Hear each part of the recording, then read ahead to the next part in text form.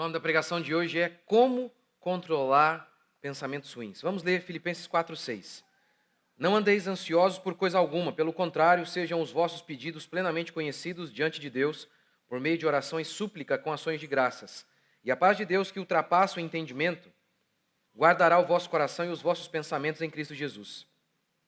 Quanto ao mais, irmãos, tudo que é verdadeiro, tudo que é honesto, tudo que é justo, tudo que é puro, tudo que é amável, tudo que é de boa fama, se há alguma virtude e se há algum louvor, nisso pensai. O Steve Jobs, ele foi fundador da Apple. Para muitos que considera o sucesso como o ápice da existência, o sucesso aos olhos desse mundo como o ápice da existência, e por meio do sucesso eles encontram redenção para eles, o Steve Jobs é uma espécie de Deus.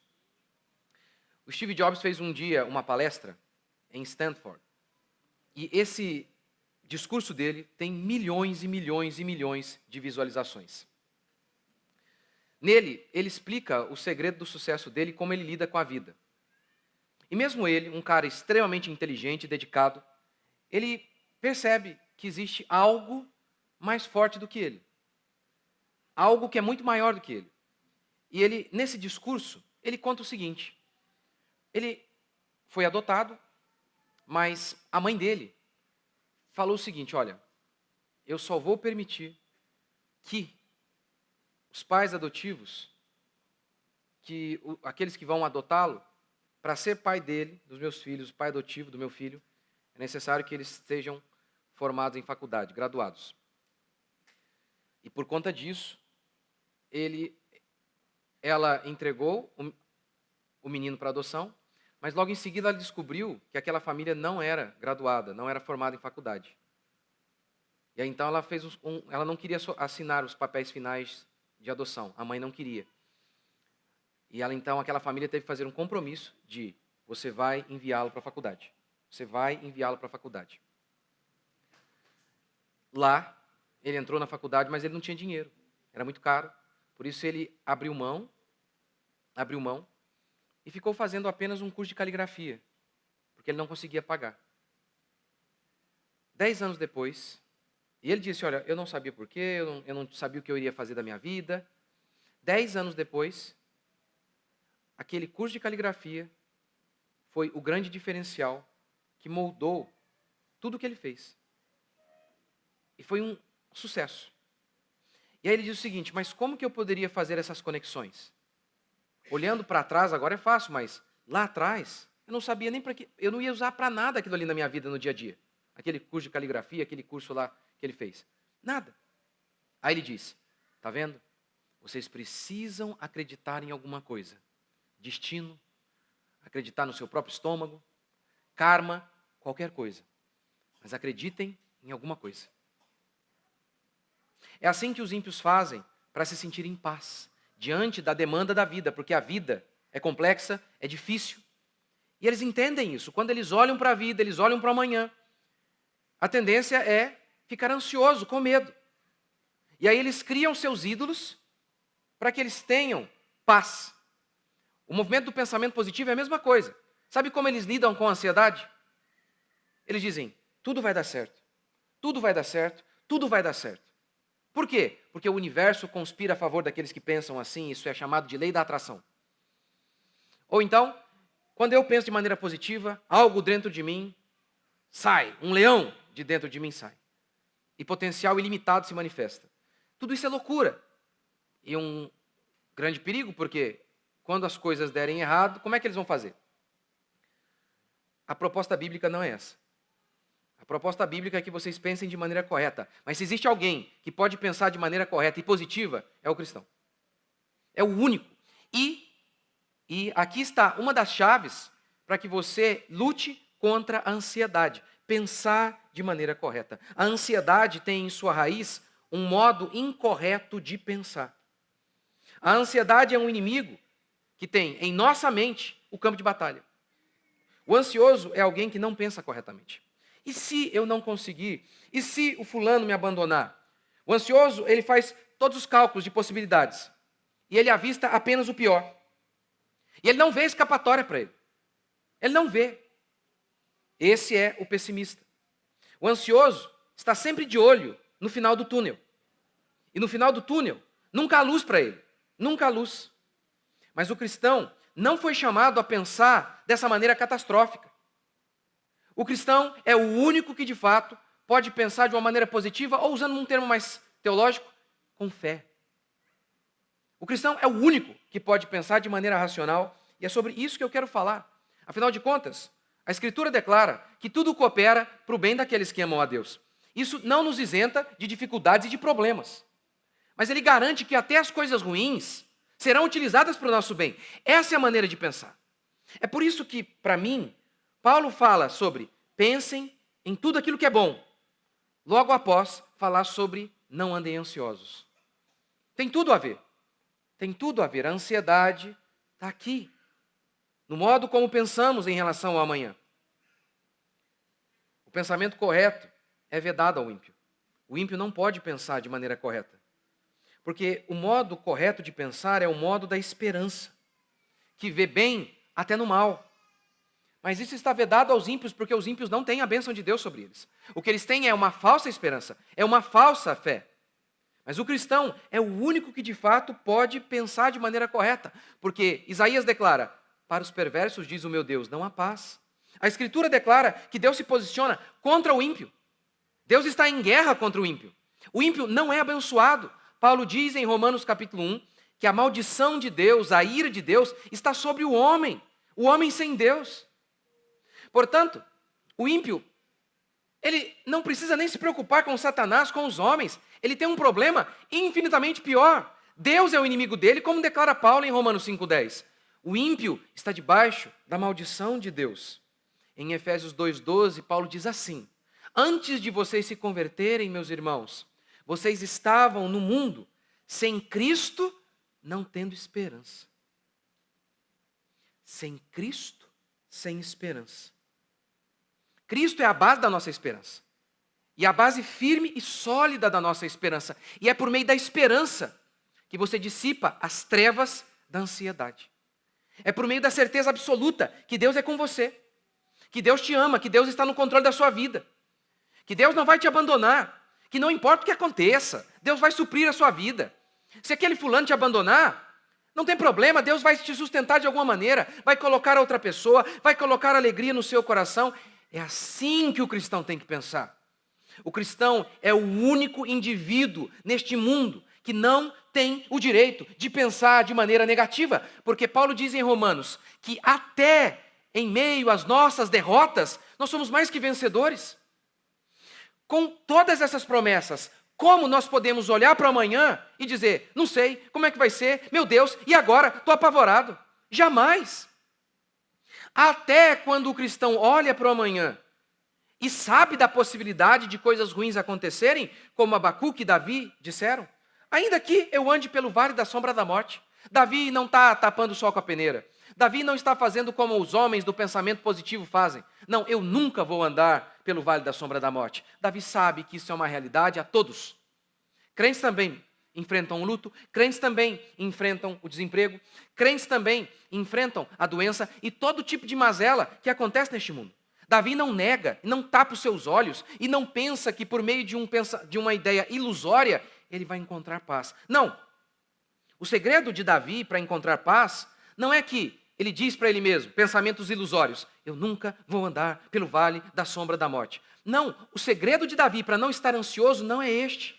O segredo é, ainda que eu ande, eu não sei se eu andarei, mas eu sei quem vai estar comigo lá. Ainda que eu ande pelo vale da sombra da morte, não temerei, porque o Senhor é comigo, o teu cajado me consola, a mão do Senhor é sobre mim.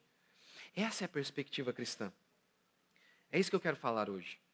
Eu quero mostrar para você que o seu modo de pensar determina se você vai ser ansioso ou não. E o modo de pensar do cristão é um modo de pensar com fé, com esperança. Eu tenho um Deus que me ama, eu tenho um Deus que cuida de mim, eu tenho um Deus que é justo, que jamais, em hipótese alguma, vai me deixar na mão. É isso, essa é a perspectiva.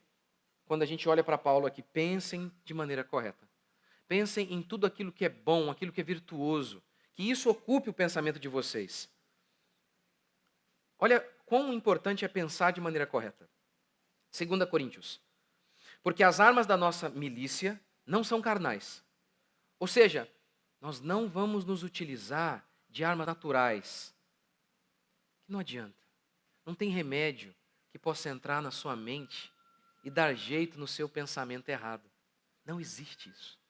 Ou, como eu vi um psicólogo dando conselho para lutar contra a ansiedade. Faça respiração diafragmática. Ou, outro psicólogo aconselhou assim, ó, escreva a sua ansiedade. Escreva. Eu não sei por que isso me ajuda. Só vai fazer com que eu tenha mais consciência do meu problema. Essas são as armas carnais que os psicólogos e os homens deste mundo estão oferecendo. Vamos dopar você. Aí você então não pensa em nada.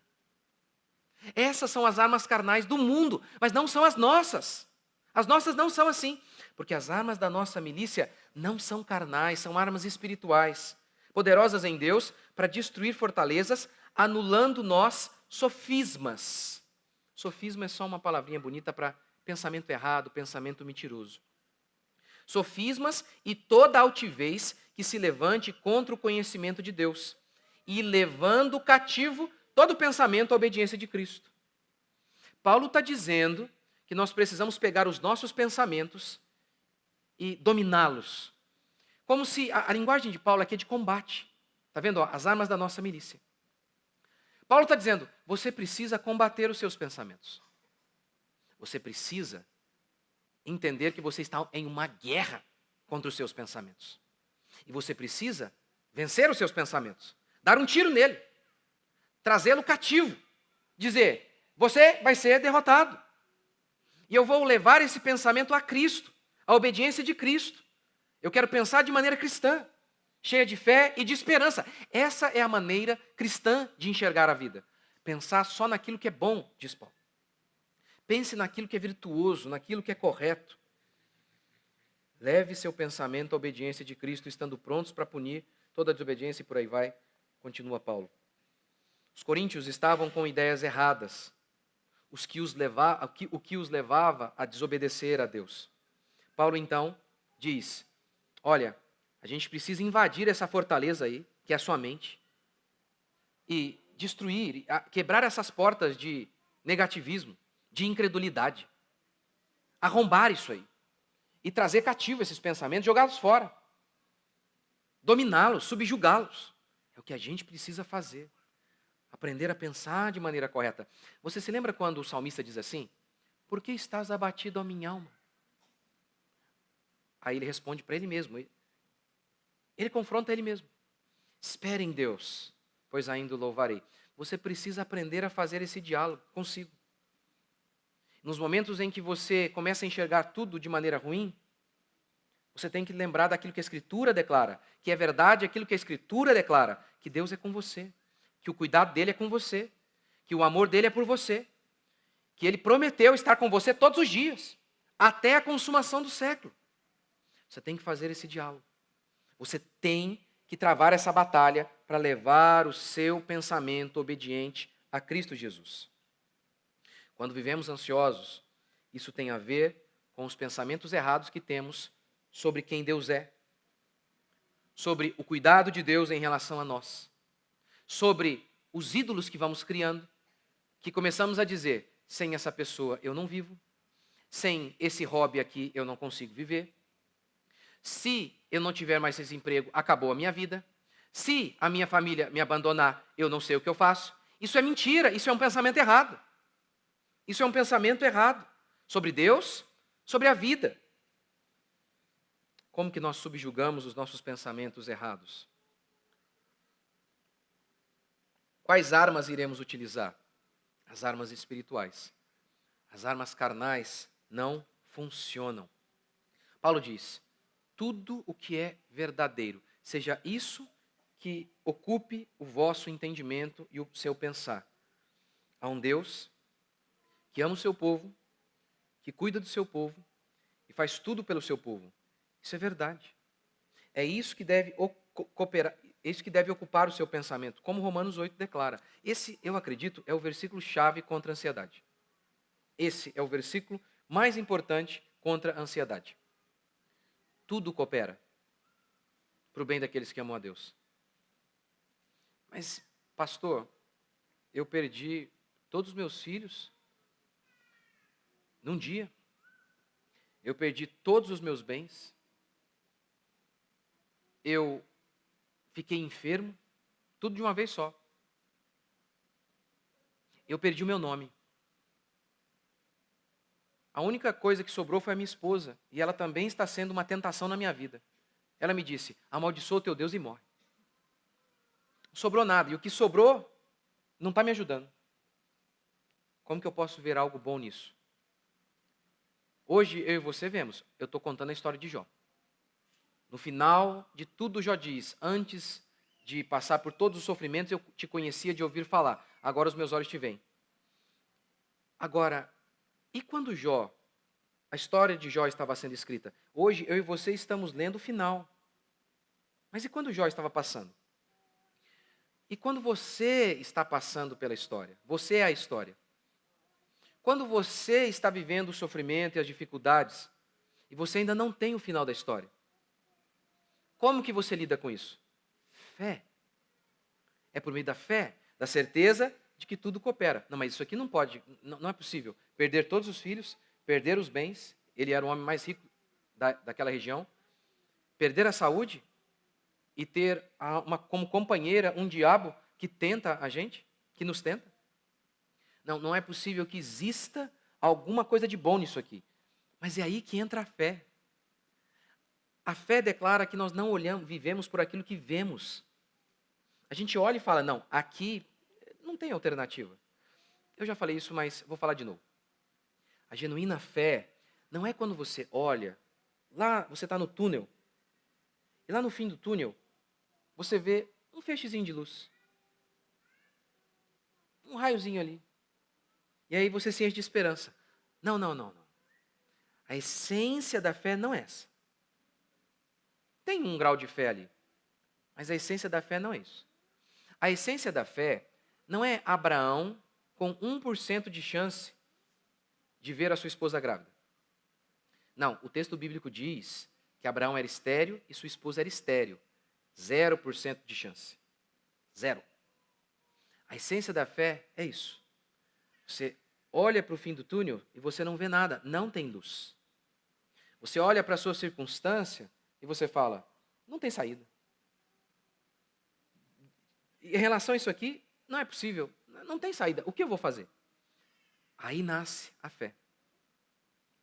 Aí nasce o Abraão, que olha para sua esposa estéril, olha para si mesmo estéril e crê. Aí está a vitória contra a ansiedade. Nós olhamos para a nossa circunstância, não vemos alternativa, vemos apenas dificuldades, mas nós cremos. Essa é a maneira correta de pensar. Mas e se o meu marido me abandonar? Deus vai me sustentar. Quem disse que meu marido é o meu Deus? Mas e se eu tentar abrir aquele negócio e der errado? Eu vou passar vergonha. E se eu me posicionar e falar: eu quero ajudar aqui na igreja, eu quero começar o culto lá. Eu posso. Eu quero ajudar lá no PG, eu vou falar lá. E aí eu falo besteira. Eu vou ser envergonhado. Vai. Mas Deus vai usar a vergonha para te quebrantar. Mas e se? E se? E se eu vencer? Deus vai usar isso para a glória dele. Mas e se eu perder? Deus vai usar isso para a glória dele. Esse é o pensamento cristão. Tudo que é verdadeiro, isso é verdade. Seja isso que ocupe a vossa mente. Você, menino, é só isso que você tem que pensar em relação ao seu amanhã. Que Deus vai te sustentar. Você, pai, mãe, é isso que você tem que pensar. Essa é a verdade a seu respeito. Não é pensamento positivo. Não é crença que o universo vai conspirar a seu favor, lei da atração. É fé na Escritura, é fé no que Deus disse. Aquele que de fato conspira a nosso favor. O único que de maneira racional pode ter um pensamento positivo é o cristão.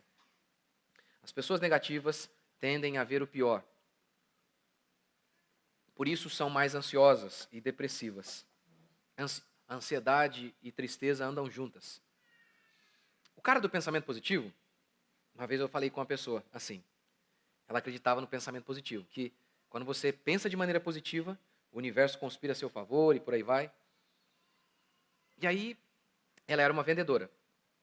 E a gente conversando, e ela disse, não, eu creio nisso. Quando você pensa de maneira positiva, as coisas acontecem. E aí eu falei, olha, é verdade, olha, se você sai de manhã de casa, você tem que vender.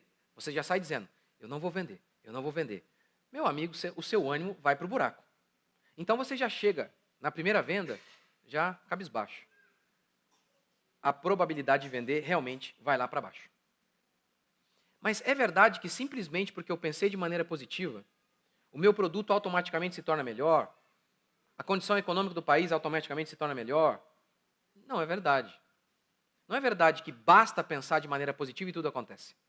Tanto é que eu argumentei assim com essa pessoa.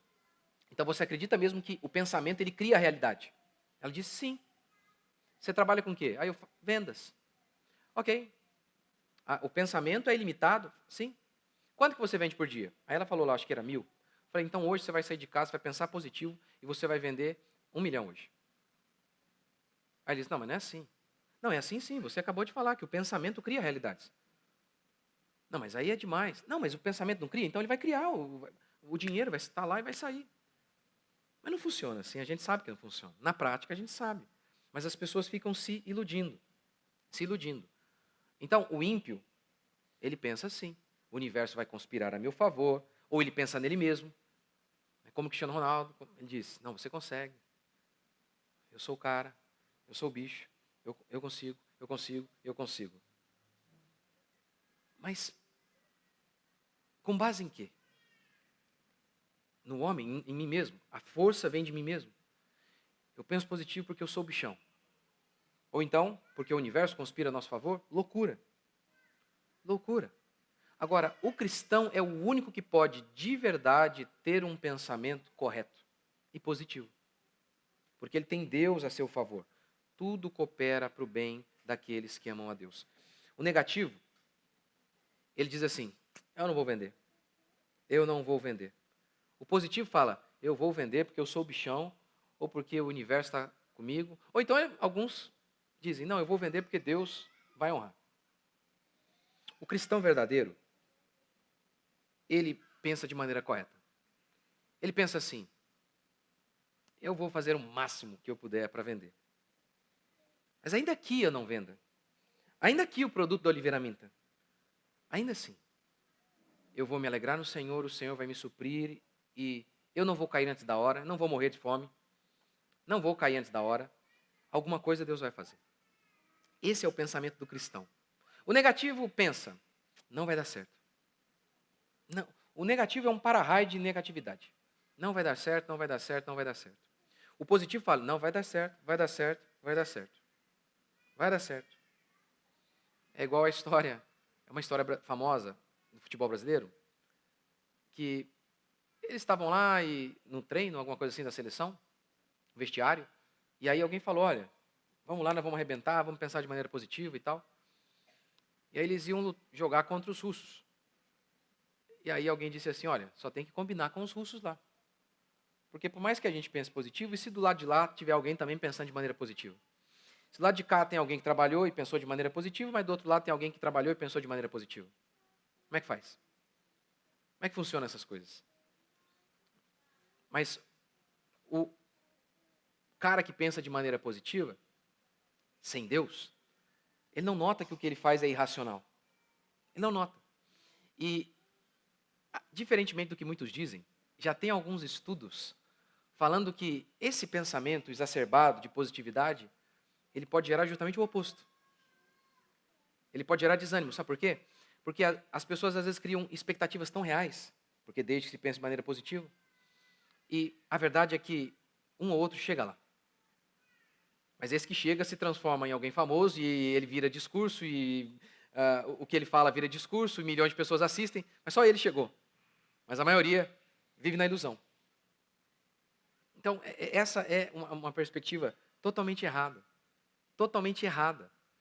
E aí, esses estudos mostram que essas pessoas tendem a ficar desanimadas. É um voo de galinha. Às vezes, no começo, vai lá e pá, e lá na frente, elas desanimam.